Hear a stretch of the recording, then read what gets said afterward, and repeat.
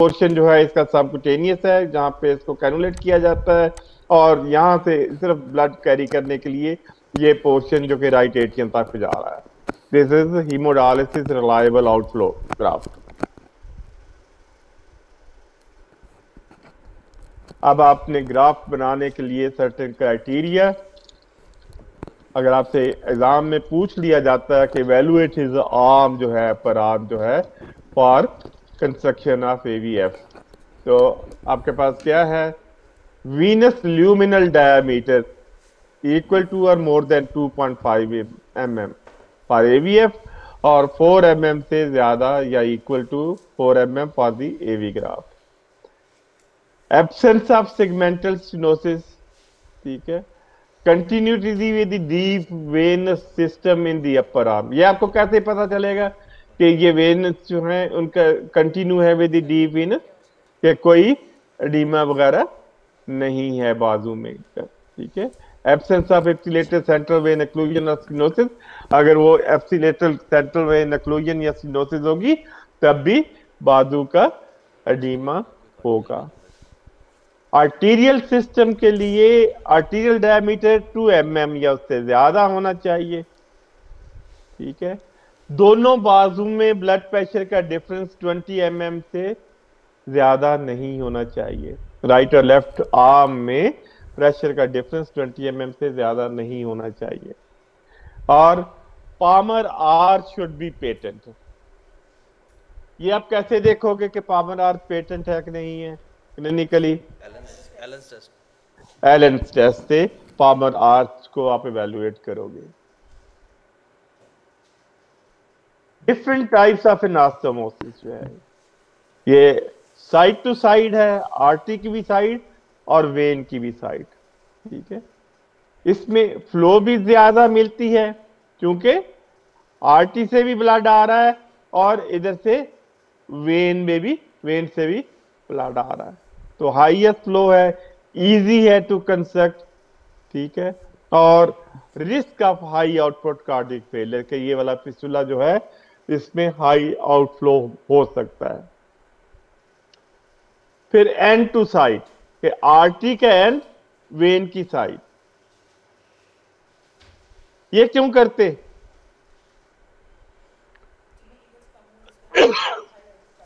एक तो ये आर्टरी से ब्लड जहां पे आएगा तो टर्बुलेंस नहीं होगी, प्रॉब्लम्स क्या हो सकती, क्या दूसरा क्या होगा, स्टील सिंड्रोम नहीं होगा। ये आर्टरी को लगेट कर दिया तो ये आर्टरी यहां ब्लड जो है ये वो सक नहीं करेगा, हैंड के ब्लड से उसको सक नहीं करेगा, तो स्टील सिंड्रोम अनकॉमन। मगर अगर जरा भी इस वेन में प्रॉब्लम है तो ये जो ब्लड इधर से आ रहा है that could go to this side, और वीनस हाइपरटेंशन यहाँ पे हो सकती है, आपका थंब का स्पेशली एडीमा हो सकता है, बिलू थंब सिंड्रोम कहते हैं वो इसके साथ, और इसके साथ कॉमन है जब बजाय ब्लड इधर से इधर जाने के ब्लड इधर से इधर चला जाएगा तो ये वीनस हाइपरटेंशन हो जाएगी, वीनस रिटर्न हैंड से डिफेक्टिव हो जाएगी जिसकी वजह से वीनस एडीमा हो जाएगा, और ऑक्सीजन एक्सट्रैक्शन की वजह से बिलू हो जाएगा, तो बिलू थंब उसको कहते हैं।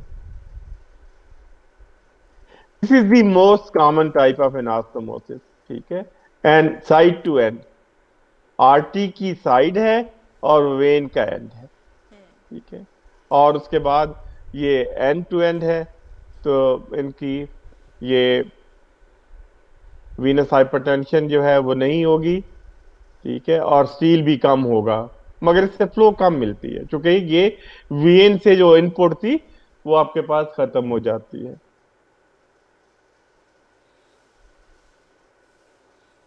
तो परमानेंट वास्कुलर एक्सेस के लिए आपने पहले हिस्ट्री, फिजिकल एग्जामिनेशन, और अगर वहाँ कोई डाउट्स हो तो डोप्लेक्स यूएसजी, अल्ट्रासाउंड, और फिर भी अगर डाउट हो तो सेंट्रल वेन की वैल्यूएशन एंजियोग्राफी वगैरह से करनी पड़ती है। हिस्ट्री में पहला नंबर कि डोमिनेंट आर्म कौन सा है, जो पेशेंट से पूछना है आपने कि राइट हैंडेड हो left handed. Previous central vein catheter placement है, कि नहीं है, सेंट्रल वेन कैथेटराइजेशन हुई है पहले, तो chances of central vein thrombosis या स्टेनोसिस ज्यादा हो जाते हैं।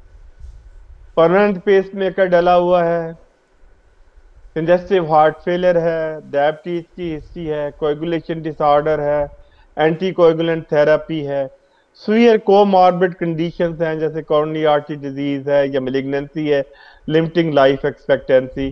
क्योंकि अगर आपने फिस्टुला बनाते हो तो 6-8 हफ्ते तो लगने ही है, अगर लाइफ एक्सपेक्टेंसी इतनी ना हो पेशेंट की तो फिर इसका फायदा बनाने का क्या है।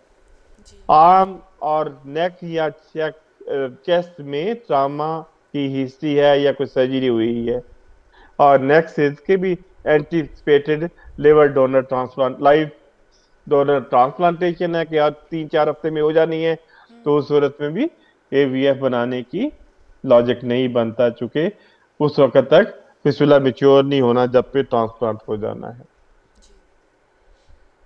फिजिकल एग्जामिनेशन पे, आर्टीरियल एग्जामिनेशन के लिए पेरिफेरल पल्सेस देखनी है आपका, वॉल्यूम, वॉल की थिकनेस जो है, पल्स प्रेशर, एलन टेस्ट, और दोनों तरफ ब्लड प्रेशर जो है। वीनस सिस्टम में एडीमा देखना है, दोनों आर्म्स को कंपेयर करना है, ठीक है, कि अगर किस तरफ एडीमा होगा तो आर्म की स्वेलिंग होगी। कोलेटरल वेन देखनी है, अगर स्टेनोसिस वगैरह होगी या थ्रोम्बोसिस होगी सेंट्रल वेन की तो कोलेटरल वेन्स हो सकती। टूनी के अप्लाई करना है हाई अप, और वो देखना है कि वेन डिस्टेंड होती है कि नहीं होती, ठीक है।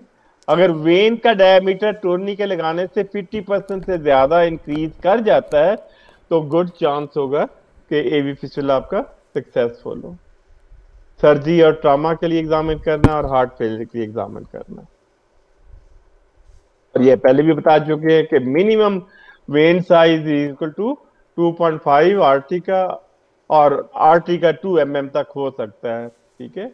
और Venus dilation increase inter by 50% अगर टूरने के लगाया है तो ये अल्ट्रासाउंड पे पता चलेगा। सिलेक्शन सबसे पहले एवीएफ की, अगर एवीएफ नहीं बन सकता तो फिर ग्राफ्ट और पग cath is the last option.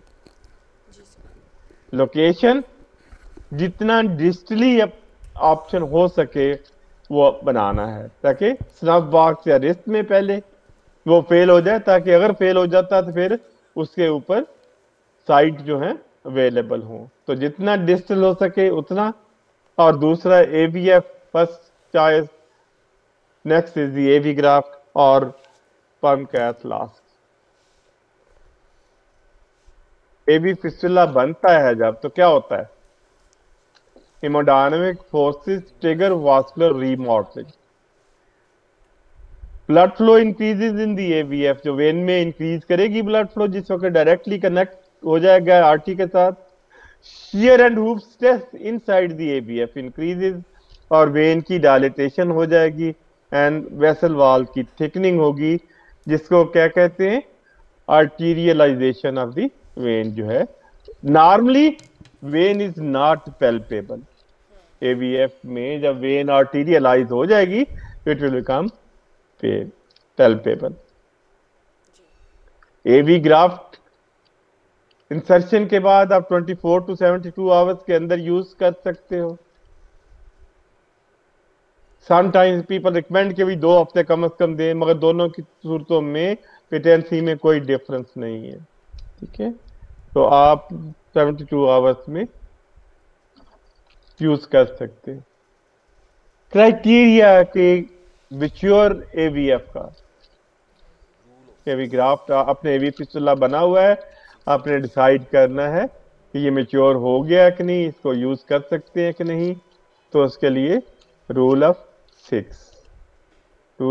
क्या है कि 6 वीक्स हो गए हैं duration, blood flow is about 600 ml पर मिनट, 6 mm सरफेस से नीचे है या 0.6 सेंटीमीटर या 6 mm, और वेसल का डायमीटर एटलीस्ट 0.6 mm है, 6 mm से ज्यादा है या 0.6 सेंटीमीटर से।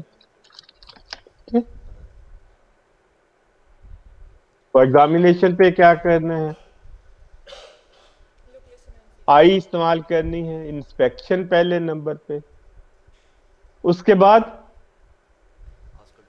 ऑस्कल्टेशन और फिर उसकी पैल्पेशन। ये ऑर्डर थोड़ा सा रूटीन एग्जामिनेशन से चेंज हो गया है, ठीक है। आमतौर पर आपकी इंस्पेक्शन, पैल्पेशन एंड ऑस्कल्टेशन होती है, मगर फिस्टुला के एग्जामिनेशन में रिकमेंडेड इज इंस्पेक्शन के बाद ऑस्कल्टेशन और उसके बाद आप पैल्पेशन। ये क्यों?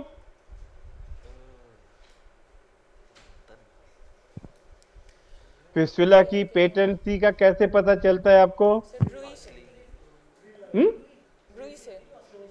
ब्रूई और थ्रिल पल्पेट करते हो, ब्रूई सुनते हो, और दोनों में से सेंसिटिव ज्यादा कौन सा हुआ? ब्रूई सेंसिटिव है ज्यादा। और ऑस्कल्टेशन पहले इसलिए रखी है कि अगर आपको ब्रूई नहीं सुनाई दे रही तो बाद वाला एग्जामिनेशन फायदा कोई नहीं।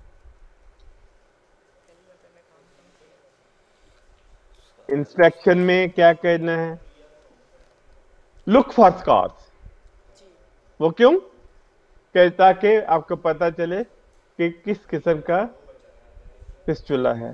रेडियोकेफेलिक है तो रिस्ट पे स्कार होगा, ब्रेकियोकेफेलिक है तो अपर आर्म में होगा, और अगर ट्रांसपोज बेसिलो बेसिलिक है, ब्रेकियो बेसिलिक है तो अपर आर्म में स्कार होगा।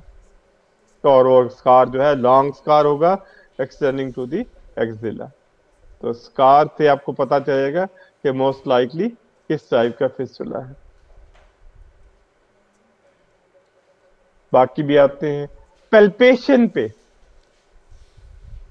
Palpation for the whole length of the vein, pulse feel करनी है, सरफेस फील करनी है, टेम्परेचर देखना है, टेंडरनेस देखनी है, इंट्रावास्कुलर प्रेशर फील करना है, वेन की वॉल थिकनेस फील करनी है और थ्रिल देखनी है, ठीक है।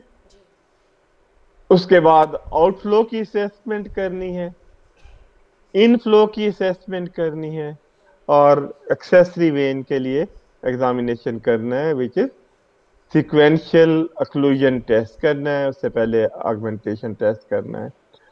पैल्पेशन के लिए यूज सिंगल फिंगर या 2 फिंगर से, और थ्रिल के लिए पाम यूज करना है। थ्रिल है तो नहीं है, उसके लिए पाम यूज करना है। अदरवाइज पल्स फील करने के लिए और सरफेस टेम्परेचर टेंडेंस वगैरह देखने के लिए आपने फिंगर यूज करनी है। आउटफ्लो असेसमेंट के लिए क्या करना है? आउटफ्लो ठीक है कि नहीं? Arm raising test, will come back to that. Arm raising test जो है आउटफ्लो असेसमेंट से, और इनफ्लो के लिए ऑगमेंटेशन टेस्ट करना है कि यहाँ पे प्रेस करना है और फिर ये देखना है कि यहाँ इस जगह पे कितना वेन डायलेट हुई है और कितना प्रेशर उसमें ज्यादा फील होता है, कितनी पल्सेशन बड़ी है। तो ये वाला जो प्रेशर या ऑगमेंटेशन होगी जितना, उसका मतलब that is directly proportional to the inflow जो है। अगर इनफ्लो सही नहीं है तो ये ऑगमेंटेशन नहीं होगी, यहाँ वेन का साइज ज्यादा नहीं बढ़ेगा, उसकी पल्सेशन ज्यादा नहीं बढ़ेगी, ठीक है। सिक्वेंशियल टेस्ट में क्या करते हैं? इसी तरीके से अगर आपने यहां से प्रेस किया है, यहां थ्रिल खत्म हो गई, ठीक है, तो इसका क्या मतलब हुआ? यहां प्रेस किया, यहां से प्रेस किया तो यहां थ्रिल खत्म हो गई। What does it mean? कि इस एरिया में यहां आपने प्रेस किया, उस एरिया और फिस्टुला के दरमियान कोई एक्सेसरी वेन नहीं है, कोई कोलैटरल वेन नहीं है, ठीक है। अगर आपका यहाँ, उसके बाद आपने सिक्वेंशली ऊपर चले जाते हो यहाँ तक, यहाँ प्रेस करके देखा, फिर भी थ्रिल डिसअपीयर हो गई, तो इसका मतलब इस पूरे एरिया में कोई भी कोलैटरल या एक्सेसरी वेन नहीं है। यहाँ रख, अगर मैं यहाँ प्रेस करता हूँ इस जगह पे, इस जगह पे प्रेस करता हूँ, तो थ्रिल को क्या होगा? ठीक रहेगी वो, हैं? खत्म नहीं होगी सर। खत्म नहीं होगी, क्योंकि ब्लड जो है इस साइड से फ्लो हो जाएगा, ठीक है। तो वो आपकी एक्सेसरी वेन देखने के लिए, उसकी जरूरत क्यों, एक्सेसरी वेन क्यों देखनी है? थ्योरेटिकली जब फिस्टुला कंस्ट्रक्ट करते हैं तो एक्सेसरी वेन कोई हो तो उसको शुड बी लाइगेटेड। वजह उसकी क्या है? अगर आपकी एक्सेसरी वेन भी है तो ब्लड आपका फ्लो जो है डिवाइड हो जाएगी, इसमें भी जाएगी, एक्सेसरी वेन में से भी जाएगी, जिसकी वजह से ये फिस्टुला मैच्योर होने में टाइम लेगा या मैच्योर नहीं होगा प्रॉपरली। इस तरीके से आपने सारी फिस्टुला को पैल्पेट करना है, और उसके बाद ऊपर तक जहां तक वेन नजर आती है या थ्रिल फील होती है, अपने फिस्टुला फील करना है।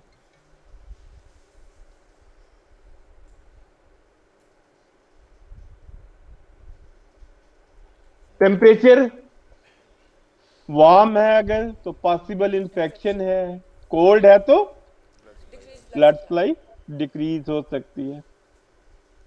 थ्रिल जो है आपने फील करनी है वो भी स्टार्टिंग एट दी एनास्टोमोसिस में, और ऊपर तक जहां तक फील होती है आपने जाना है। अगर आपको फिस्टुला से एक्सिला तक फील होती है, दैट मीन्स बहुत अच्छी फ्लो होगी, ठीक है। अगर आप फील कर रहे हो फिस्टुला को, तो suddenly there could be a dip, जो है साइज जो है वेन का डिक्रीज हो सकता है, could be due to stenosis जो है, ठीक है। और दूसरी चीज क्या होगी? अगर स्टेनोसिस है, ठीक है, अगर स्टेनोसिस है कहीं फिस्टुला वाली वेन में, उससे क्या होगा कि फिस्टुला जिस जगह स्टेनोसिस है जहां पे, वहां तो थ्रिल नहीं होगी थ्रिल, होगी, जहां पे स्टेनोसिस होगी वहां पे थ्रिल होगी, अगर ये पार्शियल स्टेनोसिस है, अच्छा ठीक है। ठीक है। मगर स्टेनोसिस पे जो थ्रिल होगी वो फिस्टुला से ज्यादा होगी। अगर कंप्लीट स्टेनोसिस है तो फिर थ्रिल विल डिसअपीयर, ठीक है। और you will feel the pulse only.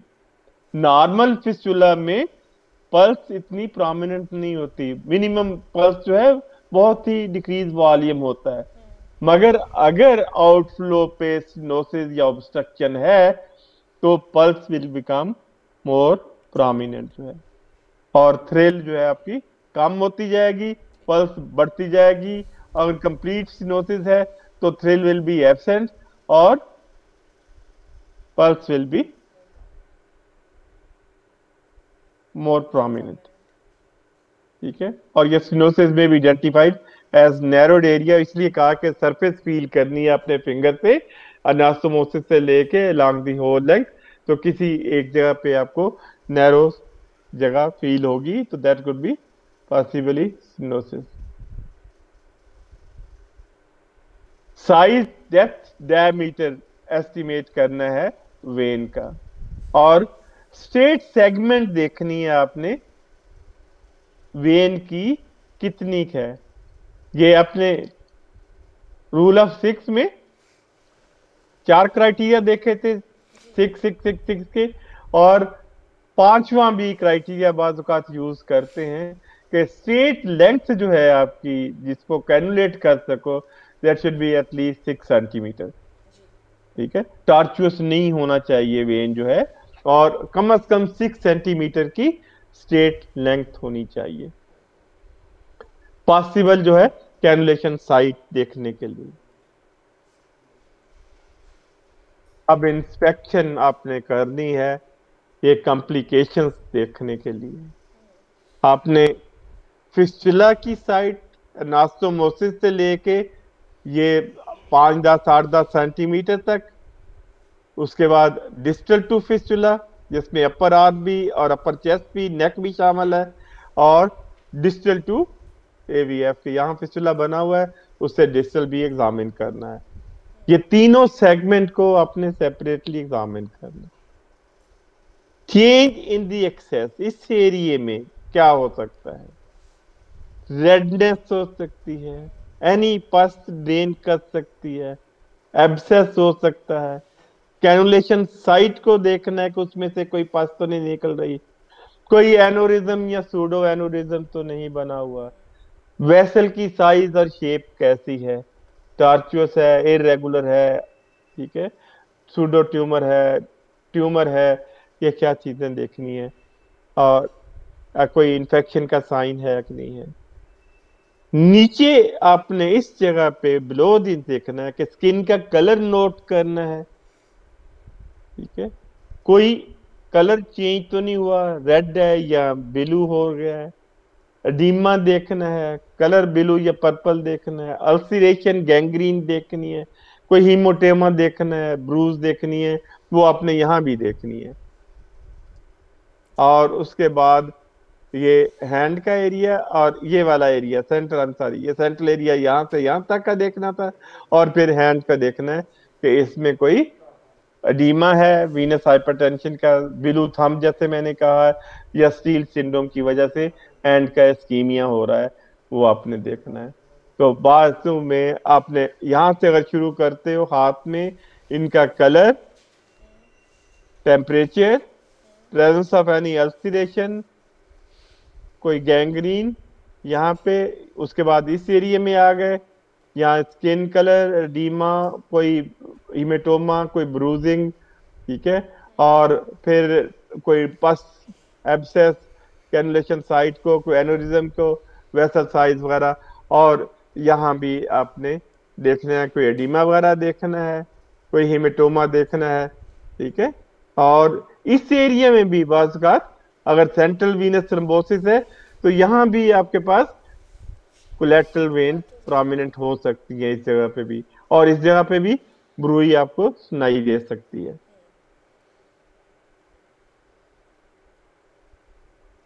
Complications के लिए वही चीजें जो भी बात की हैं आपने कि देख ली हैं, स्टेनोसिस इस तरह से अगर वीनोग्राम करवाते हो तो ये आपको स्टेनोसिस नजर आई है, और अगर आप सरफेस को ऐसे फील कर रहे थे, यहाँ पहुंचते पहुंचते सडनली आपको डिप मिलेगा और उसके बाद फिर वेन डायलेट हो जाएगी। You can feel this area stenosis का बगैर वीनोग्राम के भी।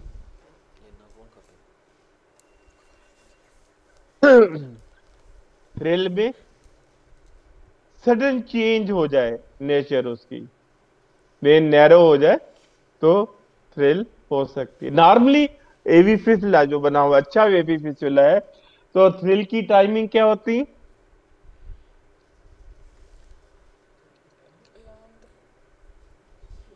हेलो जी सर। थ्रिल की टाइमिंग क्या होती है नॉर्मल ईपीएफ में? सर बीच के साथ आती है। दोनों सिस्टोलिक भी होता है फेज और डायस्टोलिक भी होती डायस्टोलिक है, भी होती है। दोनों होती हैं। और अगर स्टेनोसिस हो गई है, पार्शियल स्टेनोसिस है, तो इट कुड बी तो सिस्टोलिक स्टिल होगी। ओनली सिस्टोलिक, डायस्टोलिक नहीं रहेगी।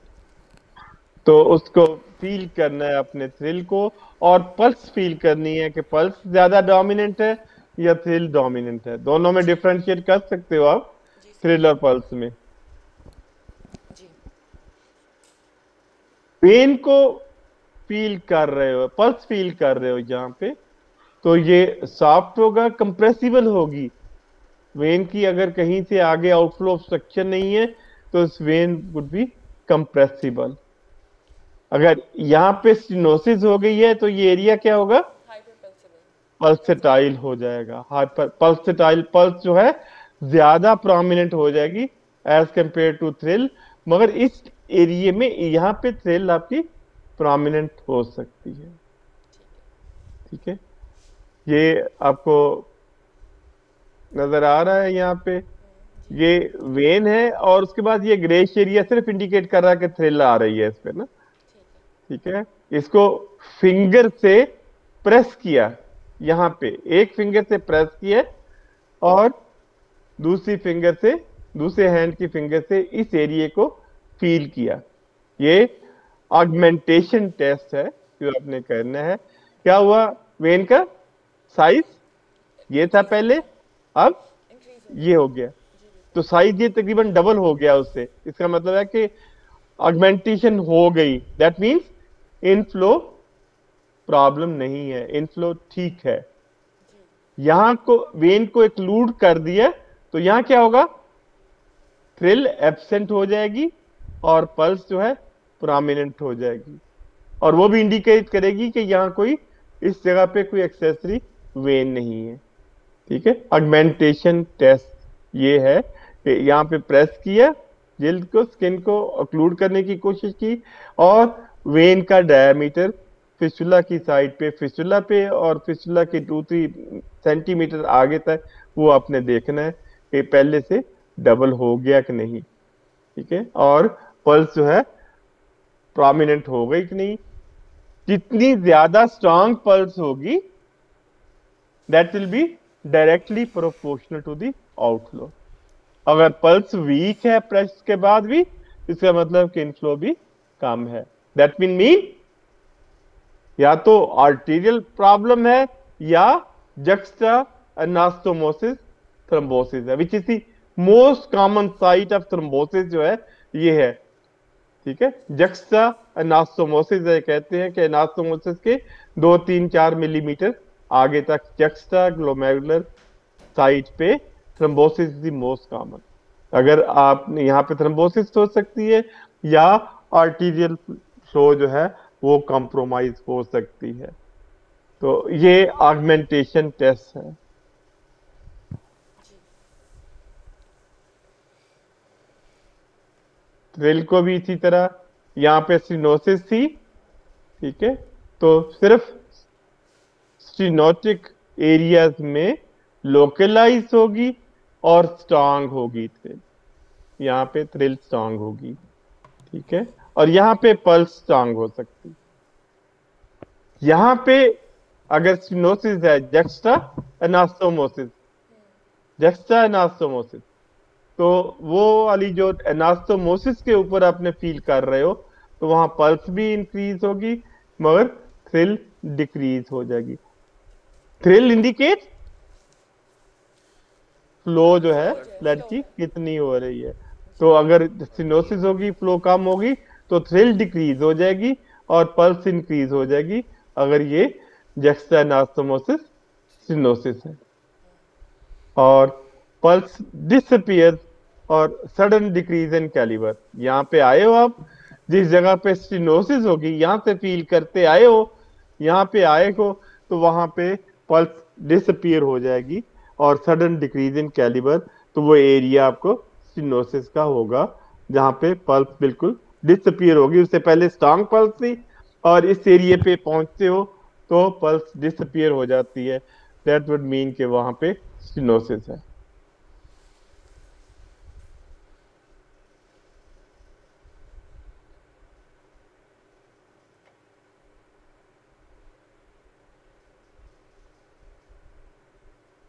पार्शियल स्टिनोसिस है तो थ्रिल रहेगी मगर ये पल्सेशन जो है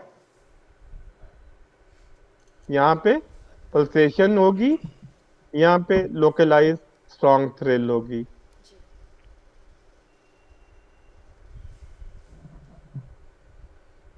अगर कंप्लीट स्टिनोसिस है तो थ्रिल एब्सेंट हो जाएगी और हाइपर पल्साइल। पल्सेटाइल होगा। उसके अलावा क्या देखना आपने? हम्म?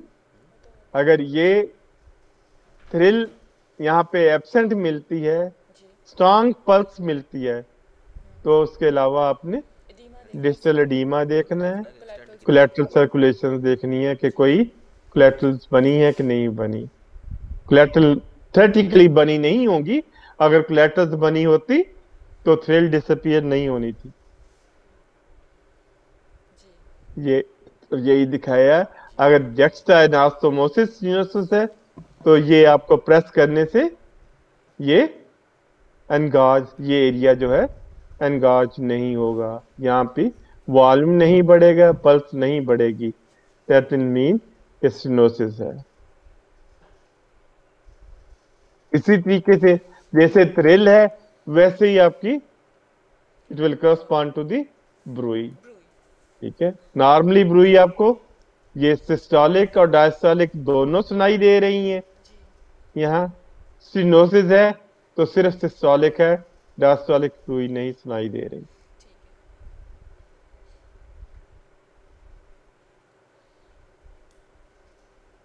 यहाँ आपने प्रेस किया है, ऑस्कल्टेट किया है, तो यहाँ पे कोई ब्रूई नहीं। ब्रूई नहीं आएगी। आपने प्रेस किया है, यहाँ ऑस्कल्टेट किया है, तो आपको ब्रूई स्टिल सुनाई दे रही है। तो दैट विल इंडिकेट कि भी एक्सेसरी वेन जो है प्रेजेंट है, जो कि ब्लड की फ्लो कंटिन्यूसली इधर के बजाय इधर से जा रही है, ब्लड इज फ्लोइंग, इसलिए ब्रूई आपको सुनाई देगी। और अगर आपकी सेंट्रल वीनस थ्रोम्बोसिस है, एक तो आपने चेस्ट का एग्जामिनेशन अपर चेस्ट का कि ओल्ड कैथेटर इंसर्शन साइट देखनी है, ये जैसे नजर आ रहे हैं आपको। कार्डिक पेसमेकर वगैरह चेक करना है, नेक वेन्स की कोलैटरल वेन्स देखनी है, और थ्रिल और ब्रूई फील करनी है अपर चेस्ट में भी। आपको देखना है कि सारा बाजू जो है यहाँ पे इसके मुकाबले में ये स्वोलन है।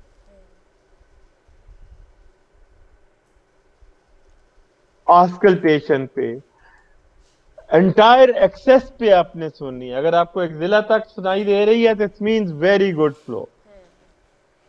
ठीक है, उसका ब्रूई का कैरेक्टर देखना है आपने कि लो पिच है या हाई पिच है। लो पिच ब्रूई कैसी होती?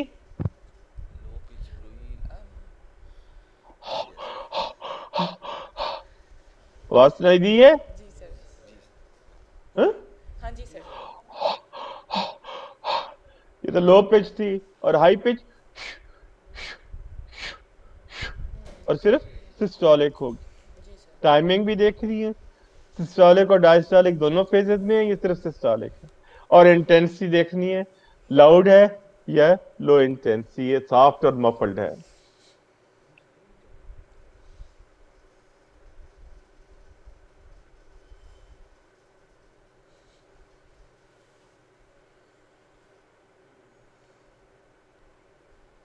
यहां अगर कंप्लीट ऑब्स्ट्रक्शन है तो क्या होगा? यहाँ पे ऑस्कल्टेशन पे एब्सेंट ब्रूई। एब्सेंट होगी। ठीक है, पार्शियल है तो सिर्फ सिस्टोलिक ब्रूई सुनाई देगी। नॉर्मली सिस्टोलिक और डायस्टोलिक दोनों सुनाई देंगी।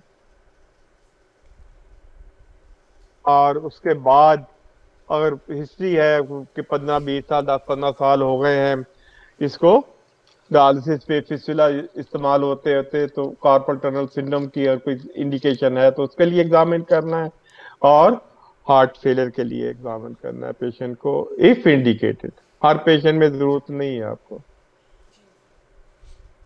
अब आपने मुझे बताना है क्या नजर आ रहा है? पहले में तो स्कारमार्क नजर आ रहा है, उसके अलावा एडिमा डायलेटेड नजर भी आ है सर, स्वेलिंग भी है हम्म? सर, स्वेलिंग है, मार्क्स है, नीडल मार्क्स भी ए है, में स्कार्स क्या भी है? ए में ए सर में स्कार क्या है? मार्क्स है। हम्म? सर स्कार मार्क्स है और नीडल मार्क्स भी है। और ये एडिमा भी है, स्वेलिंग हुई हुई है। नीडल मार्क्स में जी ये सर, आपको पास नजर आ बिल्कुल रही है। नीडल मार्क्स भी ठीक है। है, कैनुलेशन साइट्स में इन्फेक्शन नजर आ रही है। और इस साइड पे सर यहाँ पे भी स्वेलिंग है, रेडनेस स्वेलिंग है, ये सारी जी सर, स्वेलिंग है, रेडनेस रेडनेस भी भी है और जी पस भी है। यहाँ पे एब्सेस बना हुआ है, जी बिल्कुल यहाँ ठीक पे है। सुपरफिशियल इन्फेक्शन है। ठीक है जी सर। Next. सर यहाँ पे भी रेडनेस है, अच्छा नहीं ये वाला ये रेडनेस है, जी सर। और ये वाला पोर्शन स्वेलिंग नजर आ रही है। जी ठीक है, ये इसका स्कार मार्क है, यहाँ पे रेडियोकोफेलिक फिस्टुला है, ये स्वेलिंग ऑफ द आर्म है अपर आर्म में, और रेडनेस है, और पेल्पेशन पे टेम्परेचर ज्यादा हो सकता है और टेंडरनेस हो सकती है, सेलुलाइटिस हो सकता है। यहाँ पे क्या है? लेफ्ट साइड वाली पिक्चर में। सो यहाँ पे भी रेडनेस है, हम्म इन्फेक्शन हुआ हुआ है और एक्सुडेट्स भी है। एक्सीडेंट नजर आ रहा है आपको। अच्छा, इसमें स्पेशल चीज क्या है सो सिल्वर सा हुआ है स्किन जो कि है। आपको नहीं देखी आपने हाँ कि ये वाला जो फिस्टुला है यहाँ पे, ये बटन होल टेक्निक से इस्तेमाल हो रहा था, जी ठीक है, क्योंकि सही है। एक ही पंक्चर साइट वेन के लिए यहाँ पे है और ये आरटी के लिए है। इसी होल में से वापस हर दफा डायलिसिस पे उसी डायरेक्शन में, ठीक है। ठीक है, वो ब्लंट नीडल, हम्म, जो बटन होल टेक्निक में ब्लंट नीडल यूज होती है, ये वाली जो हम यूज करते हैं शार्प वाली, वो नहीं इस्तेमाल होती। और उसके लिए आपने ये स्कैब थोड़ा सा ऊपर बनता है, वो रिमूव करके उसी होल में से उसी डायरेक्शन में जाना होता है। मगर यहाँ पे दोनों होल्स के इर्द गिर्द ये रेडनेस नजर आ रही है आपको, और ये थोड़ी सी ये पस भी नजर आ रही है यहाँ पे, जी ठीक है। Infected AV fistula, especially the cannulation site जो है। बिल्कुल ठीक है। जी,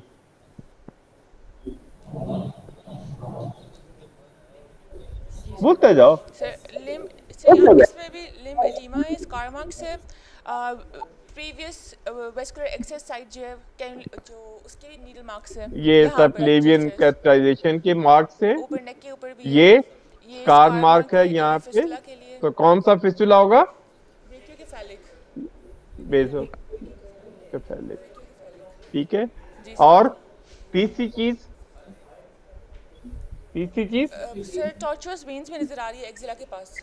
ये थोड़ी सी टार्चस वेन नजर जी आ बिल्कुल रही है। ऐसे ही है। ये इधर भी, इधर भी, इधर भी, जी ठीक है। अब चौथी चीज, आप इस आर्म की स्वेलिंग को उस वक्त तक नहीं कहोगे जब तक ये दूसरा आर्म जो है कंपेयर नहीं करोगे, जी सर बिल्कुल। ठीक है। तो otherwise it looks like it is swollen है। यहाँ टार्चुअस वेन्स हैं, प्रीवियस स्कार है यहाँ पे भी, यहाँ भी देख सकते हो, ये भी वेन जो है डायलेटेड है यहाँ पे भी। तो ये सेंट्रल वीनस थ्रोम्बोसिस हो सकती है ड्यू टू प्रीवियस कैनुलेशन। जी ठीक है। जी, यहाँ पे भी previous vascular access scar marks है, नेक पे भी है और कहाँ पे है? फ्रंट चेस्ट पे भी है नेक में भी है और और फ्रंट सबक्लेवियन चेस्ट भी पे है। भी, सबक्लेवियन भी है। जी सर। और उसके अलावा एक्सेल ये के इससे प्रोमिनेंट वेन्स भी है जी, कोलेक्टर वेन वेन्स। प्रोमिनेंट नजर आ रही है, वेनस ठीक है। थ्रोम्बोसिस को शो करेगा ये। प्रोमिनेंट वेन नजर आ रही है प्रोमिनेंट वेन्स है। और ये आपके स्कार मार्क नजर आ रहे हैं। और बाजू की थोड़ी सी स्वेलिंग है, जी बिल्कुल है। मगर ये उतनी डायलेटेड टार्चस वेन्स उतनी प्रोमिनेंट नहीं है। तो ये वाला जो है, ऐसी सिचुएशन में आपके पास डिफरेंशियल डायग्नोसिस क्या होगी? पार्शियल सीवीटी, हाँ जी, पार्शियल सेंट्रल वेन थ्रोम्बोसिस। नहीं, यहाँ पे आपने सेंट्रल वीनस थ्रोम्बोसिस, जी स्टेनोसिस या हाई फ्लो एवी फिस्टुला, जी ठीक है। ठीक है। हाई फ्लो एवी फिस्टुला में भी चूंकि फ्लो ज्यादा होगी तो उसमें भी कोलेटरल वेन डेवलप हो सकती हैं, but they may not be that prominent as in case of central venous thrombosis, ठीक है। और दूसरा क्या होगा? जब आप फील करोगे, पल्पेट करोगे, तो ब्रूई आपको, और थ्रिल और ब्रूई जो है बहुत ही prominent, both machine the murmur सुनाई देगी, सिस्टोलिक और डायस्टोलिक, अगर हाई फ्लो है। जी ठीक है। और अगर सिनोटिक है या थ्रोम्बोटिक है तो आपको सिर्फ सिस्टोलिक सिस्टोलिक होगा। ब्रूई सुनाई दे सकती है। तो डिस्टिंग्विश करने के लिए दोनों में ये जरूरी है, जब आप ऑस्कल्टेट करोगे तो वो आपको फ्लो जो है ज्यादा मिलेगी हाई फ्लो में, और सिनोटिक या थ्रोम्बोटिक में कम कम मिलेगी, मिलेगा। ठीक है। ये भी है engorged tortuous veins है ये throughout the interior abdomen, scar mark है लेफ्ट अपर सबक्लेवियन एरिया के अंदर, बायलैटरल यहाँ भी स्कार यहाँ पे भी मार्क स्कार है, मार्क है, दूसरी साइड पे यहाँ भी स्कार है। मार्क है, जी यहाँ और भी bandage नीडल्स भी लगी है। हुई थी, बिल्कुल ठीक है। यहाँ भी स्कार मार्क स्कार है, मार्क है, बिल्कुल सर। और ये सारी central venous dilated when. Thrombosis, diagnosis central venous thrombosis नहीं, सेंट्रल कहाँ तक, सेंट्रल कहाँ तक, सुपीरियर वेना केव ऑब्स्ट्रक्शन। सुपीरियर वेना केवा भी जी सर, ऑब्स्ट्रक्ट हो बिल्कुल। गया हुआ है जहाँ पे, जिसकी वजह से इन वेन्स में डायरेक्शन ऑफ ब्लड फ्लो क्या होगी, सर पूलिंग ऑफ ब्लड होगा इसके अंदर। हम्म? सर इन सारों में पेनकोस्ट के साथ होते थे। ब्लड फ्लो क्या होगी, डायरेक्शन, अब डायरेक्शन सर बिलो अपवर्ड्स। हाय हाय हाय, अपवर्ड थ्रोम्बोस उसमें सुपीरियर वेना केवा में जाना है। सर नहीं, क्वेश्चन की समझ नहीं आई, दोबारा बताइएगा। इन वेन्स में ब्लड फ्लो की डायरेक्शन क्या होगी, ऊपर से लो नीचे आ रहा अगर सुपीरियर वेना केवा थ्रोम्बोसिस है तो ये एरिया जो है सुपीरियर वेना केवा में तो ड्रेन नहीं कर हाँ सकता, जी, तो फिर यहाँ पे नीचे इंफीरियर वेना केवा में ड्रेन करेगा, तो ये ब्लड फ्लो ऊपर से नीचे आएगा। नीचे आएगा डाउनवर्ड्स, नॉर्मल डायरेक्शन क्या होती है Below फ्लो to की इस upwards. एरिया में, है बिलो टू अपवर्ड्स। हाय, और कोई, नॉर्मली ब्लड फ्लो क्या होती है इस जगह की वेन को, कौन सी वेन होती है, हाइपोगैस्ट्रिक वेन होती है यहाँ पे,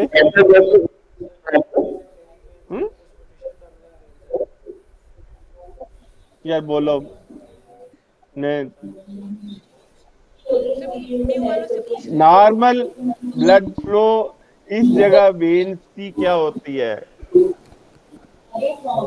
नॉर्मली भी फ्रॉम अबव डाउनवर्ड, नहीं बेटे, above downwards below the abdomen, lower half जो है वो इंफीरियर वेन केवा में ड्रेन करता है। ये हाइपोगैस्ट्रिक वेन जो है यहाँ पे होती है, तो वो drain into the femoral when, ठीक है। और ये वाला जो अपर है, ये वाला एरिया जो है वो सुपीरियर वेन केवा में ड्रेन करता है, यहाँ अपवर्ड्स और यहाँ डाउनवर्ड्स, नीचे डाउनवर्ड्स होती है, और यहाँ चेंज डायरेक्शन की यहाँ पे होगी, नॉर्मली यहाँ फ्लो इज अपवर्ड्स, मगर इस सुपीरियर वेन केवा थ्रोम्बोसिस में यहाँ भी फ्लो डाउनवर्ड्स हो जाएगी, ठीक है। ये डायलेटेड वेन यहाँ भी नजर आ रही है आपको, ये सारे, तो यहाँ तक पहुंचते ज्यादा निकाल छूटी। तो इसका मैं फेस भी दिखाता हूँ, यहाँ क्या है सर यहाँ पे भी स्कार मार्क है, ब्रेकियोकेफाली कुछ स्वोलन है, लेफ्ट राइट आर्म जो है वो स्वोलन है। देखो अभी जो, जी राइट आर्म स्वोलन नजर आ रहा है आपको, बिल्कुल है, ठीक है, कंपेयर टू लेफ्ट आर्म, और स्कार मार्क है, स्कार मार्क है, स्कार मार्क के साथ आपने मुझे एडिशन बताना है, ट्रांसपोज, फिस्टुला कौन सा है, ट्रांसपोज्ड, ट्रांसपोज, ब्रेकियो, ब्रेकियो, ब्रेकियो, ब्रेकियो बेज़ैलिक, ट्रांसपोज ब्रेकियो बेज़ैलिक, ठीक है। ये आपने बताना है कि ये ब्रेकियो बेज़ैलिक फिस्टुला का स्कार है, और यहाँ पे एडीमा है, और ये रेडनेस भी नजर आ रही थोड़ी सी इस एरिया में, और यहाँ ये हो सकता है स्कार मार्क भी, वो थोड़ा सा कपड़ा पीछे करके देखना पड़ेगा। यहाँ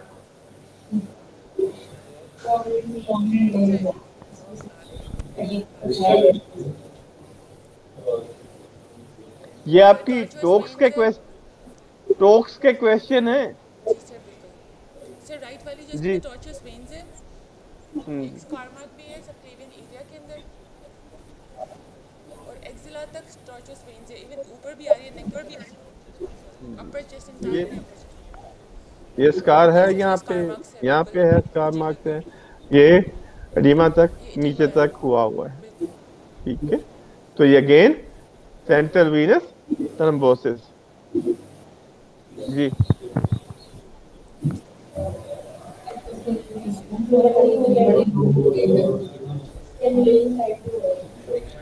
सर पिगमेंटेशन है, थिनिंग है, ये भी बटन होल है सर, बटन होल टेक्निक के थ्रू यूज कर रहे हैं इसको। लेफ्ट वाले में, जी सर, लेफ्ट राइट साइड वाले में। में। राइट वाले के अंदर स्किन थिनिंग है और यहाँ क्या शाइनी नजर है। आ रहा है आपको? सर कलर चेंज है, शाइनी भी है और थिनिंग भी है स्किन की। और सर इंड्यूरेटेड एरिया। डायलेटेड बैलून बना हुआ है, वेन जो है आपकी जी बैलून सर। की तरह ब्लो आउट हो रहा है, एनोरिज्म बना हुआ है स्मॉल जो है। ये भी एनोरिज्म है, यहाँ भी सूडो एनोरिज्म जैसे जी सर ठीक ये है। वाला सूडो एनोरिज्म और एनोरिज्म में क्या डिफरेंस होता है?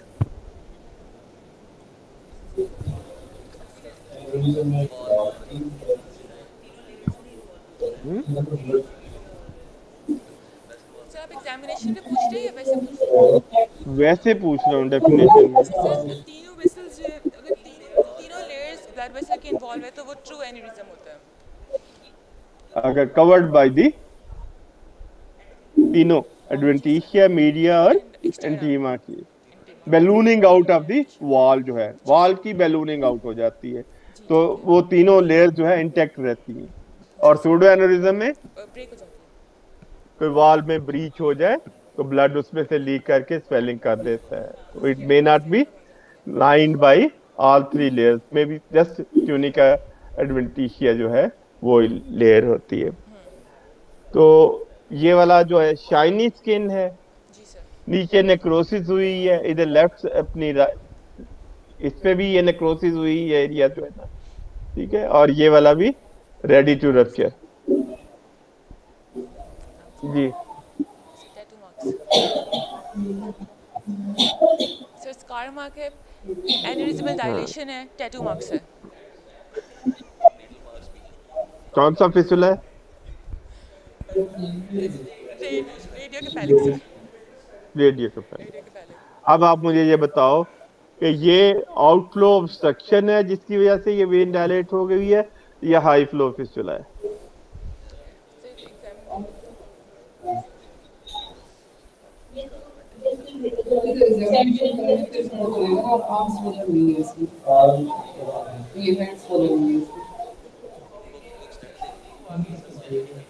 जी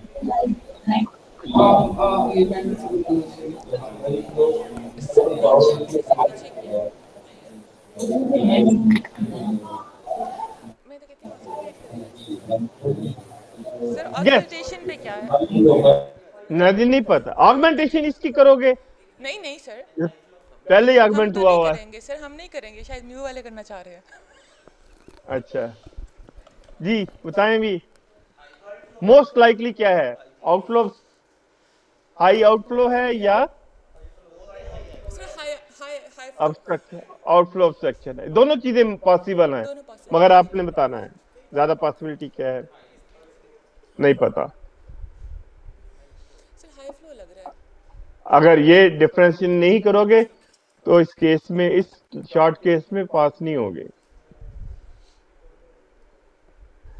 अच्छा, यहाँ पे नीडल पंक्चर साइड पे ये थोड़ी सी रेडनेस नजर आ रही है, जी सर बिल्कुल। वो भी बतानी है। और ये आपकी मार्कली डायलेटेड टार्क्यूस वेन है इंक्लूडिंग द एनास्टोमोसिस, जी सर। है ना, वो भी है जी। यहाँ पे स्टेनोसिस हो सकती है ठीक है। या बहुत हाई फ्लो हो सकती है, जी दोनों वजह से ये वेन डायलेट हो सकती है।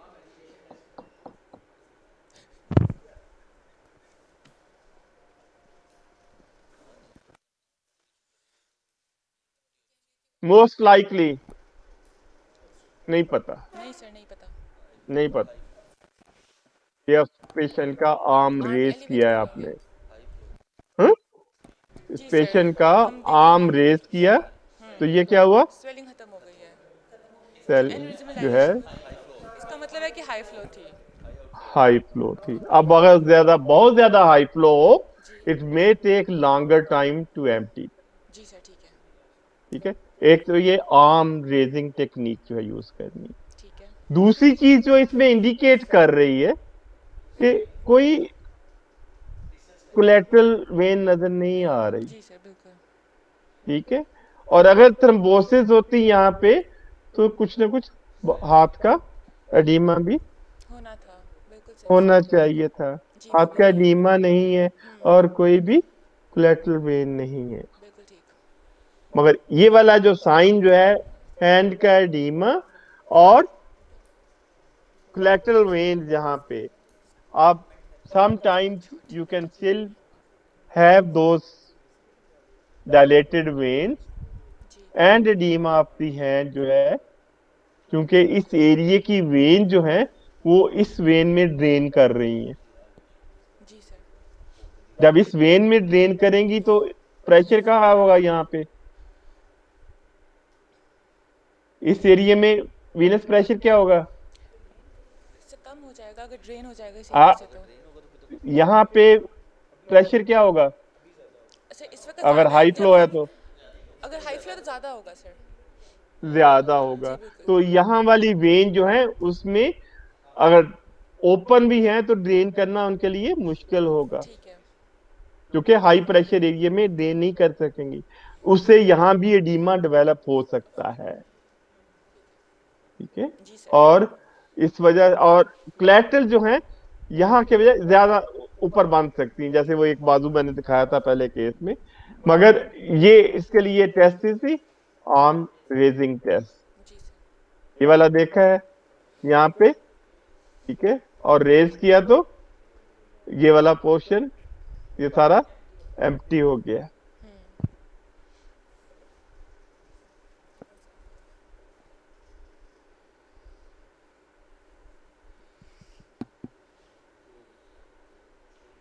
Blue thumb. यहाँ भी क्या है, सर इनगॉर्ज्ड वेन्स है और एन्यूरिज्मल ये डायलेशन पहले है नंबर और पे ये स्कार मार्क है, जी सर स्कार मार्क है, जी फिस्टुला का एन्यूरिज्म है इस एरिया में, और और कोलेटरल वेन्स है और डायलेटेड वेन्स है डायलेटेड वेन्स हैं। और ये मोस्ट अब इसमें क्या हुआ कि स्टेनोसिस। या तो ये साइड टू साइड एनास्टोमोसिस था, ठीक है। ठीक है, जिसकी वजह से एनास्टोमोसिस से आर्टरी से ब्लड जो है इधर को डाइवर्ट हो गया, जी सही है। ठीक है। प्रॉक्सिमल कहीं थोड़ी बहुत ही नैरोइंग स्टेनोसिस होगी तो ये ब्लड सारा इधर को चल गया। अब इस थंब की वेन जो है वो इस एरिया में ड्रेन कर रही है, इन वेन्स में, तो उसकी वजह से थंब का एडीमा हो सकता है और उसकी वीनस स्टेसिस की वजह से डिस्कलरेशन हो सकती है, जिसको बोलते हैं बिलू थंब सिंड्रोम। बिलू थंब हो सकता है इसकी वजह से, वीनस हाइपरटेंशन की वजह से और वीनस स्टेसिस की वजह से स्वेलिंग और डिस्कलरेशन हो सकती है, जी ठीक है। एन्यूरिज्म। एन्यूरिज्म बना हुआ। अब इसको भी सिनोसिस को चेक करने के लिए आर्म को रेस करोगे तो ये आपका ड्रेन हो जाएगा, मगर एन्यूरिज्म होते हुए भी अगर आर्म रेस करोगे तो ड्रेन नहीं होता, तो फिर क्या होगा,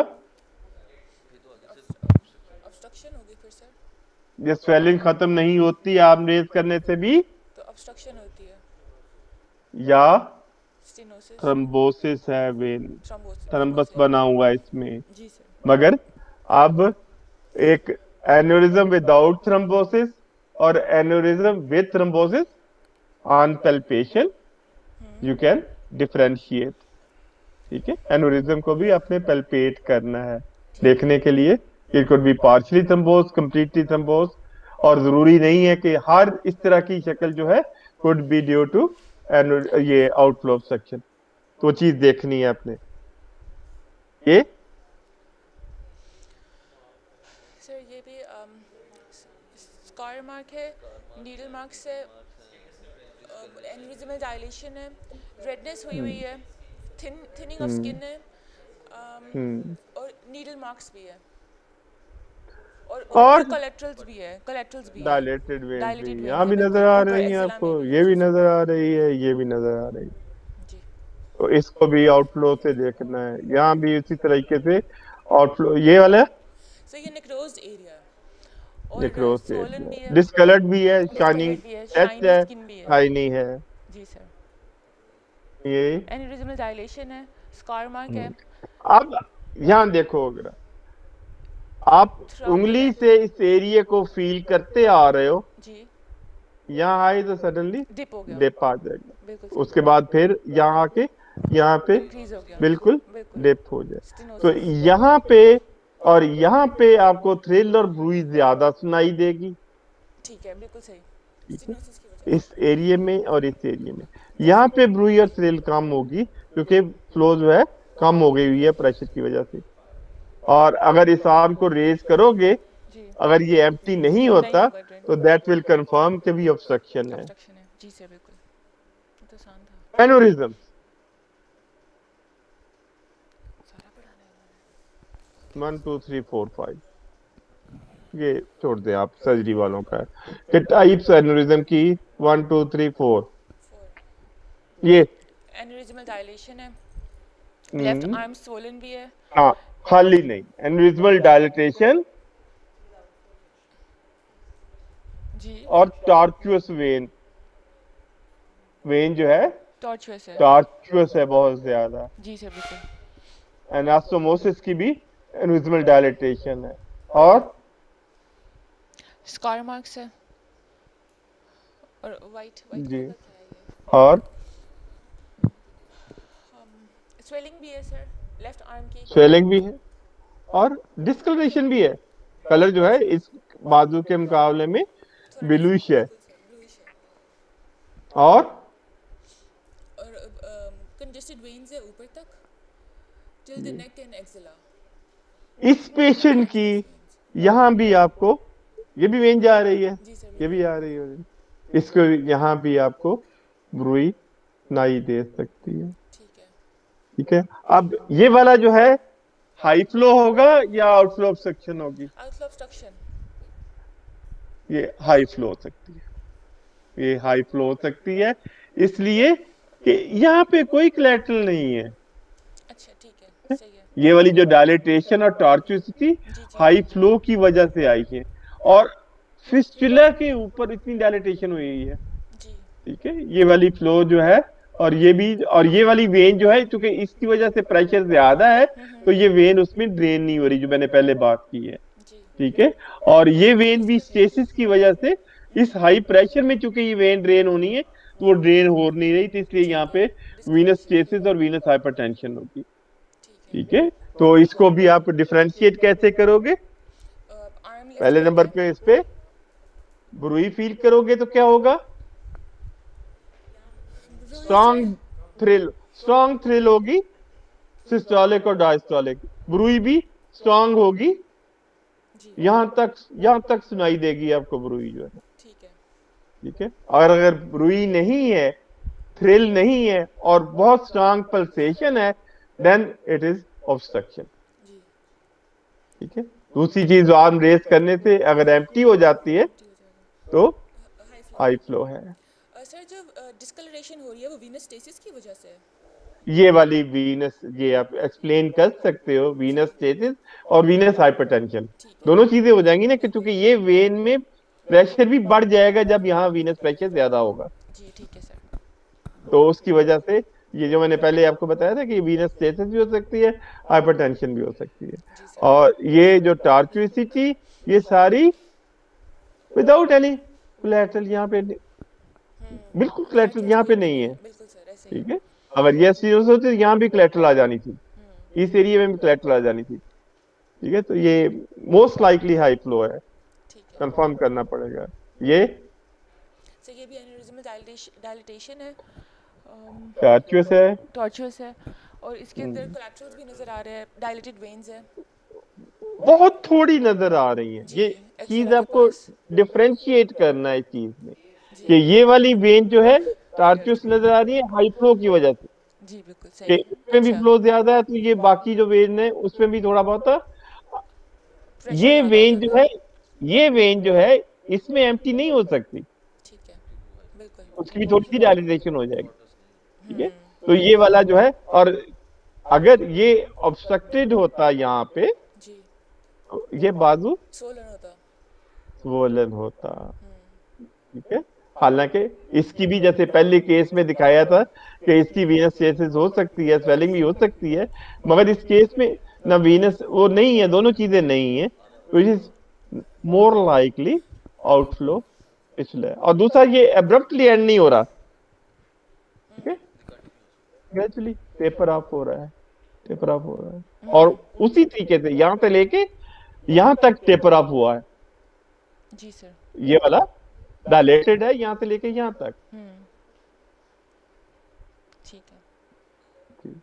अब यहाँ पे गए हो आप, ये सडनली डिप हो गया यहाँ पे, ठीक है।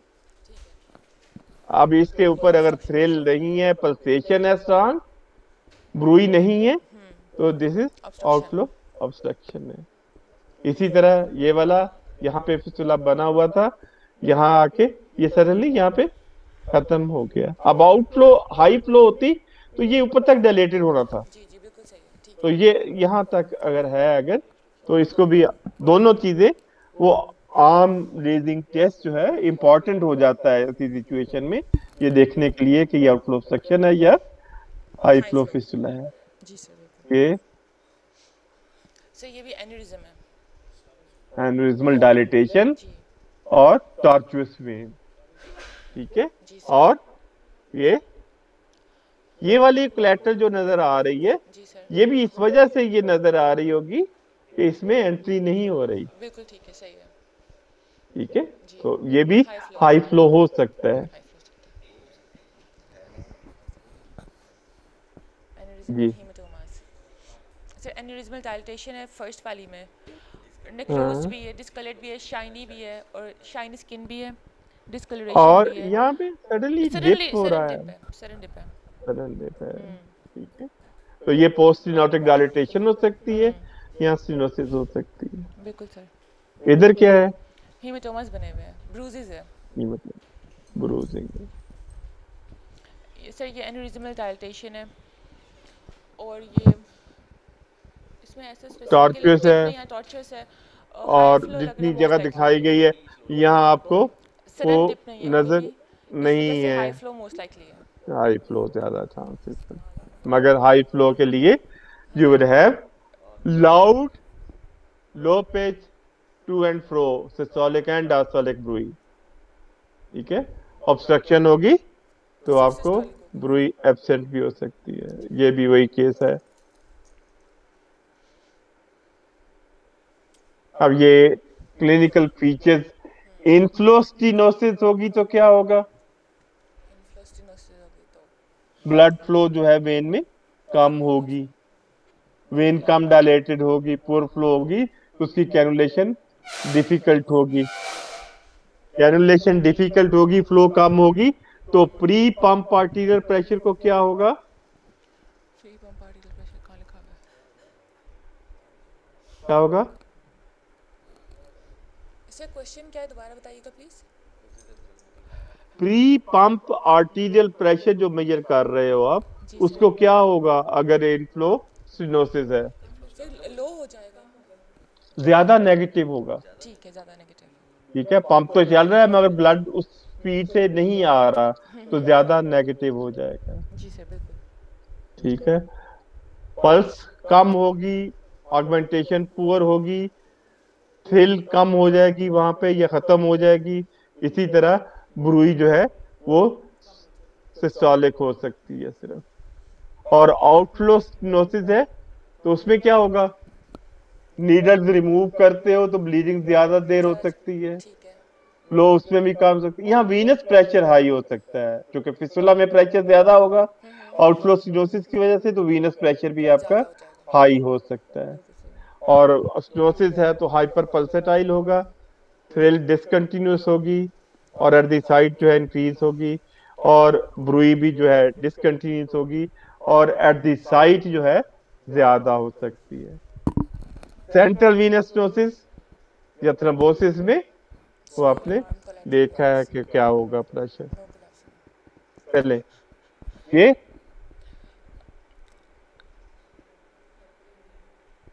रेडनेस ऑफ फिंगर्स, अल्सरेशंस और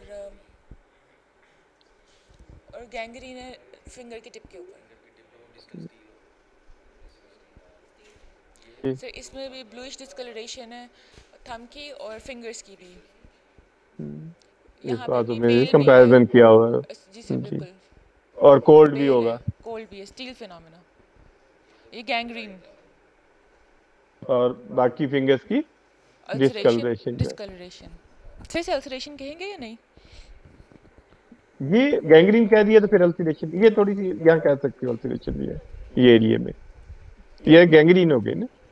जी सर ठीक है। हाँ, ये भी थोड़े से स्पॉट जो है गैंग्रीन वाले हैं, ये ठीक है, अल्सरेशन हो ये सकती अल्सरेशन होगी, सही है। है। कॉन्ट्रैक्चर फ्रॉम स्टील ये सिंड्रोम। क्ला हैंड डिफॉर्मिटी है इस्कीमिया की वजह से, लॉन्ग स्टैंडिंग स्टील सिंड्रोम की वजह से ये अल्सरेशन। क्ला हैंड डिफॉर्मिटी। जी सर। स्टील सिंड्रोम की क्लासिफिकेशन 4। स्टेज 1 जी सर। क्या होगा, डायस्लिक फ्लो जो है वो retrograde डिस्कलरेशन होगी, होगा। जी सर डिस्कलरेशन होगी, टेम्परेचर थोड़ा सा कम हो सकता है मगर पेशेंट को कोई सिम्टम नहीं होंगे, बिल्कुल ठीक। ठीक है। 2 पेन हाथ होगी, को बाजू को यूज एक्सर्शन पे, एक्सर्शन पे या डायलिसिस पे पेन होगी, सिम्टम्स होंगे, that is stage 2। Stage 3 rest पे पेन। रेस्ट पे भी पेन होगी, और स्टेज 4 अल्सरेशन हो जाएगी। ये आपकी स्टेज 4 है, ये भी स्टेज 4 है, ये स्टेज 2 भी हो सकती है 3 भी हो और सकती है। 3 भी हो सकती है, 3 तो 3 भी हो सकती है, ठीक है।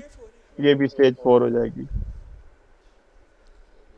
ये इसे ब्रूज है, इन्फिल्ट्रेशन हुई है, नीडल इन्फिल्ट्रेट की हुई है, हेमेटोमा बन गया।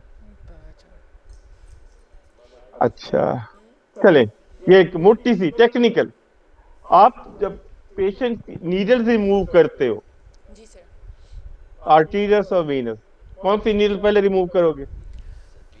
वीनस पहले रिमूव करेंगे सर, और आर्टीरियल बाद में। वीनस पहले, वो क्यों? ठीक है, वीनस का काफी सर वीनस का फ्लो कम होता है इस वजह से। नहीं, आपने वीनस रिमूव कर ली, इसको प्रेस किया, ब्लीडिंग स्टॉप हो गई, फिर आपने आर्टीरियल निकाल ली और इसको प्रेस किया, जी बाद में आर्टीरियल नीडल को प्रेस किया तो फ्लो इसमें से कम थी, अब यहाँ पे प्रेस करोगे तो फ्लो कम हो जाएगी फिस्टुला में, तो अनलाइकली कि ये इस पंक्चर साइड से ब्लीडिंग हो जब आप यहाँ पे प्रेस कर रहे हो ब्लीडिंग को रोकने के लिए।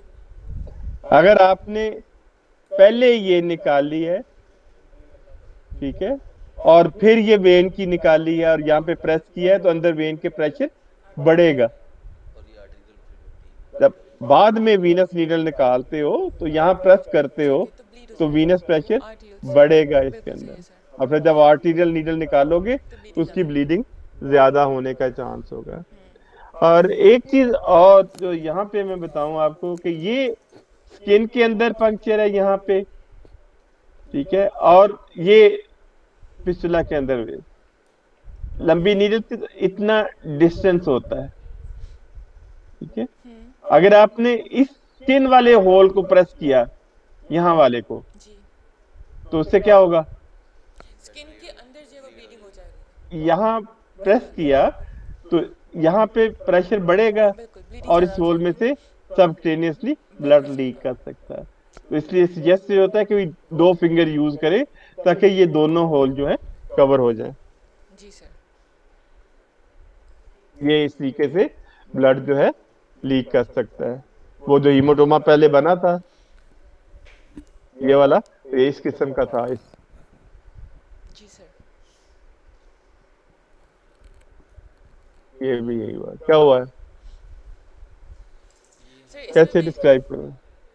स्वेलिंग है, उसके अलावा सर ब्रूज है। हाँ जी ब्रूजेस है और स्वेलिंग ब्रूजेस लार्ज एक्यूमोटिक एरिया आपको नजर आएगा और थोड़ी सी स्वेलिंग भी हो सकती है जब आप कंपेयर करोगे दूसरी साइड से। ये भी हेमेटोमा कह सकते हो या ब्रूज कह सकते हो या कीमोसिस कह सकते हो। ये क्या है, ओ नेक्रोज एरिया से ब्लीडिंग है सर। ब्लीडिंग हो रही है। जी सर ये पस्चुलर अपीयरेंस है। है, दिस इज सिरोमा। सिरोमा क्या है? सीरियस फ्लूइड की एक्यूमुलेशन। ये बेसिलो बेसिलिक फिस्टुला है, ये लॉन्ग स्कार देख रहे हो, जी ठीक है। सर। तो इसमें वीनस हाइपरटेंशन की वजह से एक्सुडेशन सीरियस फ्लूइड जो है वो बाहर आ जाता है, जिसकी वजह से ये स्वेलिंग हो जाती है, ठीक है। सिरोमा और लिम्फोरिया भी हो सकता है। वो क्या होता है? सर जब लिम्फ वो भी इसलिए कि जब आपने डीप वेन को डिसेक्ट किया है, तो लिम्फेटिक्स आपकी डिसेक्ट हो जाती हैं, जिसकी वजह से लिम्फेटिक ड्रेनेज खत्म हो जाती है, उसकी वजह से लिम्फोम वो इकट्ठा हो सकता है, तो लिम्फोरिया हो सकता है। या ये सीरियस फ्लूइड जो है वो कैपिलरी से ज्यादा फ्लूइड बाहर निकल आता है। सर ये नेक्रोसिस है। स्कार स्कार मार्क मार्क है स्कार लंबा मार्क सारा, जी सर। ठीक है। वो बेसिलो इसलिए हो रहा है Basilic close area. Venus pressure देखने के लिए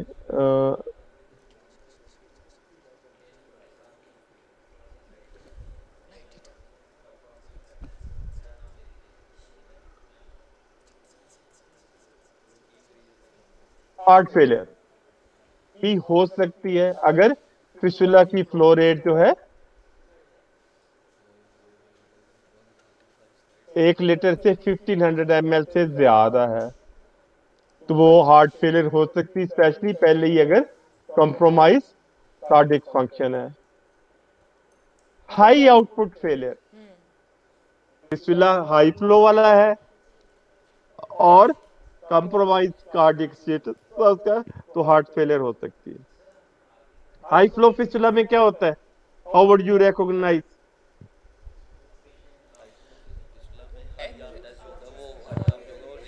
सर आर्म पल्स वॉल्यूम ज्यादा होता है, टॉर्चर टैकीकार्डिया होता है, ठीक है। अब उसके लिए एक बेड साइड टेस्ट क्या है कि अगर आप पेशेंट की ईसीजी करो या पल्स रेट काउंट कर लो, उसके बाद फिस्टुला को प्रेस कर दो, ताकि जो फ्लो है वो खत्म, रुक जाए उसमें से। 10 सेकंड तक करके दोबारा पल्स रेट या हार्ट रेट जो है काउंट करो। जी अगर 10 बीट्स पर मिनट से ज्यादा फर्क पड़ता है फिस्टुला एक्लूड करने से, तो that fistula is hemodynamically significant, ठीक है। अगर पेशेंट की पल्स रेट 120 था, आपने फिस्टुला को एक्लूड कर दिया प्रेस करके, दोबारा पल्स रेट देखा दूसरे बाजू पे, तो वो 100 हो गया, 120 से 100 हो गया, that means that fistula is hemodynamically significant. तो फिर आपने डिसाइड करना है कि अगर इस फिस्टुला को हमने ये बटन होल जो है बटन होल बटन होल जो है, ये बटन होल टेक्निक है। तो बड़े पढ़ लास्ट क्वेश्चन जो आपका जो है एग्जामिनेशन में लेटेस्ट एक आखिरी जो है सेक्शन होता है, दैट्स द न्यू एडवांसमेंट्स, ठीक है। तो एक्सेस में क्या एडवांसमेंट्स हैं? पहले नंबर पे तो ये परक्यूटेनियस एंडोवास्कुलर क्रिएशन हो रही है, जो आपका फिस्टुला की इंसिजन नहीं देते, ठीक है। और एवीजी ग्राफ्ट में नए जो है मटेरियल नए आ गए जो कम एलर्जिक होते हैं या थ्रोम्बोसिस जिनमें कम हो जाती है। कैथीटर में भी मॉडिफिकेशन आ गई है कि इसमें कोटेड आ गए हैं मटेरियल जो हैं, वो नए आ गए हैं। लॉकिंग सॉल्यूशन इस्तेमाल हो रहे हैं, लॉकिंग सॉल्यूशन नए मटेरियल हैं और कोटेड मटेरियल यूज हो रहे हैं, जी सर बिल्कुल। ठीक है। एवी ग्राफ्ट में heparin bonded graft, externally supported graft, early cannulation. Bovine graft में अब वो नहीं यूज हो रहा है, चलिए,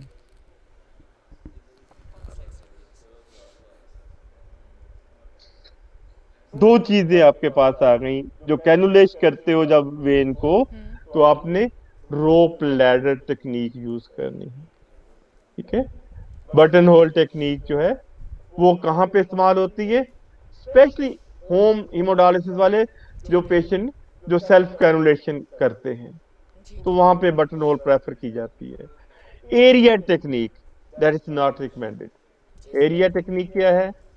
ये है ये कि एक ही एरिया में इस तरीके से पंक्चर करते जाते हैं, तो इससे क्या होगा? High chances of aneurysm formation. ठीक है, तो एरिया टेक्निक नहीं यूज करनी।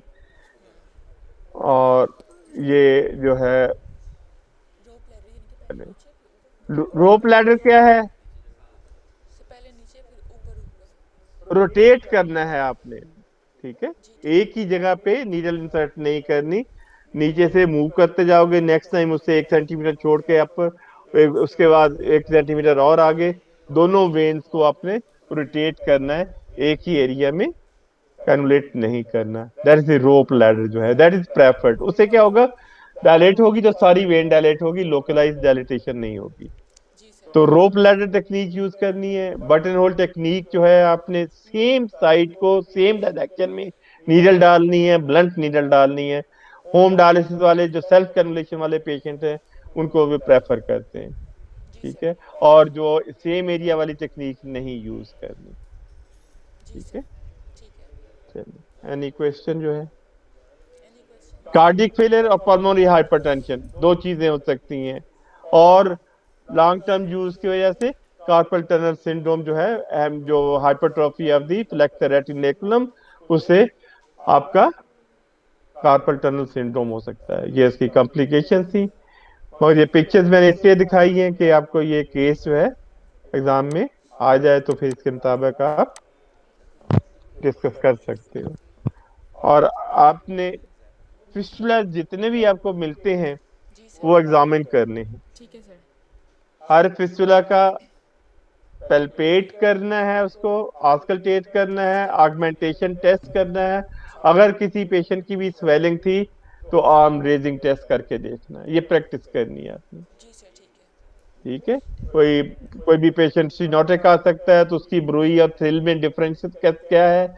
नॉर्मल ब्रूला की ब्रूई और क्या है? हाई फ्लो फिस्टुला की ब्रूई और थ्रिल क्या है? और आर्म रेजिंग टेस्ट करके देखना है। ये एग्जाम प्रैक्टिस करनी है आर्म रेजिंग टेस्ट की। और अगर कोई फिस्टुला वाला ये कॉम्प्लिकेटेड या फिस्टुला कोई मिलता है आपको पेशेंट, तो उसको नेक्स्ट क्लास में लेके आना है। ठीक है सर। ठीक है, जी सर। ठीक कोई है। क्वेश्चन? नहीं सर। बाकी बात, जी सर। चलो ठीक, ओके। Thank you sir. अल्लाह हाफिज़।